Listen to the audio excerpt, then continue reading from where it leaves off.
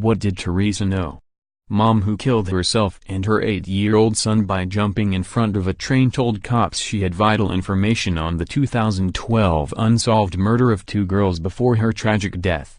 A 36-year-old Iowa woman who pulled her 8-year-old son into the path of a train last month in a horrific murder-suicide told police she had information on 2 young girls that went missing back in 2012 prior to the jump. Teresa Catherine Gerleman killed herself and her son Henry Fields on May 4 at the Belplain train station.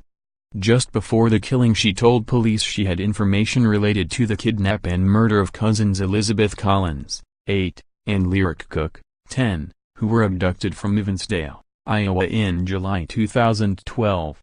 The bodies of the girls were found 7 months later and no arrests have been made in their murder. Police investigated Gerleman's home in Belplain to search for evidence related to the murder-suicide, according to the Des Moines Register.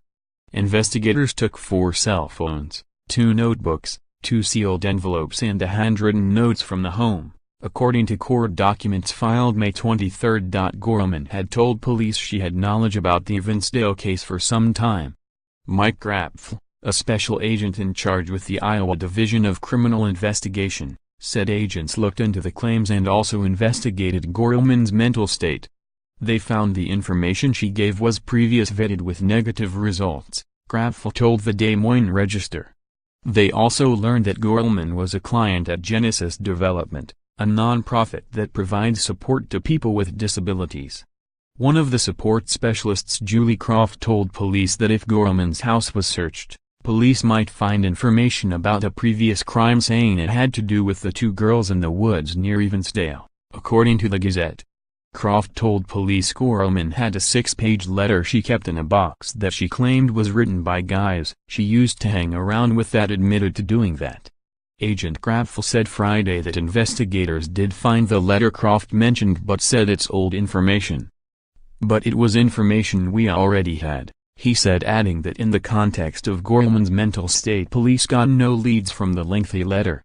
The Evansdale case shook Iowa in 2012, launching 6 years of investigation, search parties of as 1,000 people, and search warrants in several counties. Their bodies were found in a remote area 20 miles northeast of Evansdale, a small town with just 5,000 people. We continue to execute search warrants when probable cause presents itself, as it did in the Belplain case, as we continue to run out every lead, Grapfel said. Drew Collins, the father of Elizabeth Collins, was unaware of the search warrant at Gerleman's home. "I'll wait to see how it plays out before getting too excited. I had my hopes up and down so many times," Collins said. The community support specialist who told police about the letter also said Gerleman's medications made her feel like standing in front of a train about 3 months earlier, police said. Video evidence from May 22 revealed that Gerleman waited for a train operated by Union Pacific Railroad to approach the tracks at the 9th Avenue Railroad crossing in Belplain before crossing with her child.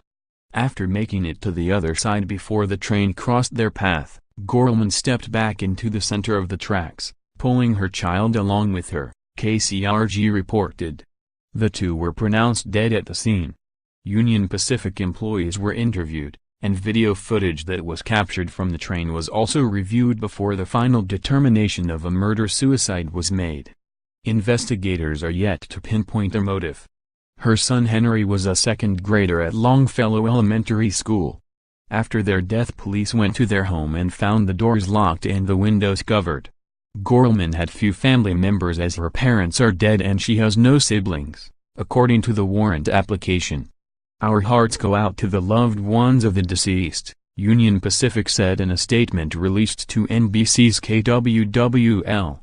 The locomotive engineer and the conductor on board the train were immediately put in touch with counselors, the railroad company said. The train was traveling from Chicago, Illinois to Nebraska when it passed through Belplain at the spot where the mother took her own life, as well as the life of her son.